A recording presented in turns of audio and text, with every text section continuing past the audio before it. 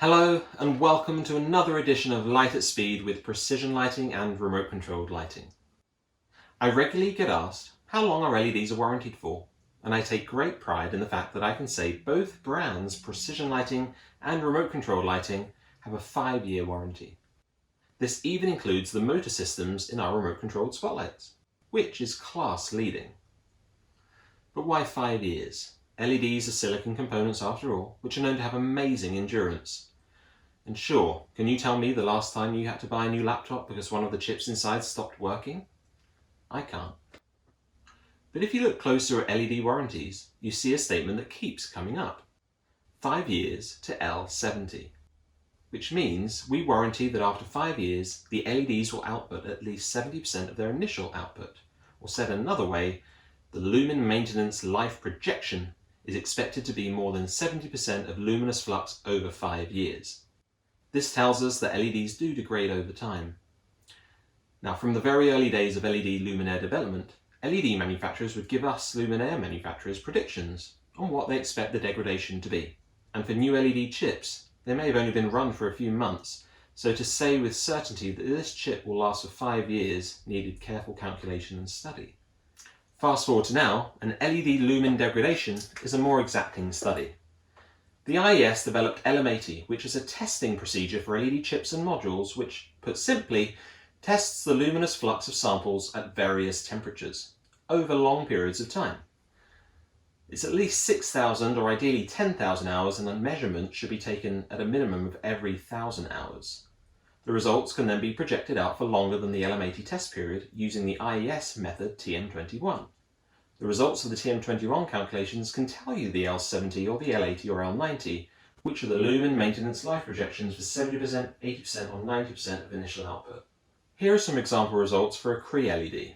Cree's CXB1310 is a cob LED, and the data shows that if the operating temperature of the LED increases, the life projections go down. Also, if the drive current of the LED is increased, the projections go down. But what happens inside the LED that causes that drop in output over time? The current consensus is that there are a few physical changes which cause a drop in output. The first is that high operating temperatures, caused by insufficient heat sinking, too high currents, or high ambient temperatures, reduce the efficiency of the quantum well effect inside the chips.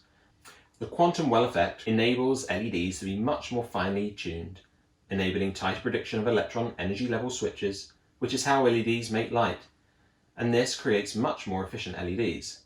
The quantum well effect is a huge reason why LEDs have become as efficient as they have. So the cooler you can run an LED and the lower the drive current, the better. That's why at precision lighting and remote controlled lighting, we carefully design our luminaires to keep their operating temperatures low. And we never drive LEDs at near their maximum specs, as that is when accelerated lumen depreciation happens. There are a few other factors though. The silicone encapsulants, which are bonded to the dyes, can degrade over time, with the photons that the LED emits degrading them. But at high temperatures they degrade much more quickly, and then simply block the light that the LED is emitting. The phosphors used and the method of their application are also susceptible to degradation, which is accelerated by high temperatures. More reasons to keep your LEDs nice and cool. Another reason is certain materials used in construction of some luminaires can actually output gases called VOCs, which can find their way into the silicone layer and tint it, reducing the amount of light coming out and changing its colour. This outgassing occurs much more the higher the temperature, so one needs to use materials which ideally don't outgas at all, but certainly don't at the operating temperatures of that luminaire. So, in conclusion, the lumen depreciation of LEDs is now studied science, but requires careful testing. What the science says is that to make your LEDs last longer, run them as cool as you can and with drive currents which are safely within the parameters. So if you touch a heatsink of a luminaire and it's clearly too hot, the LED inside that luminaire is experiencing temperatures much higher than what your hand felt, and it might not last quite as long as the manufacturer is saying.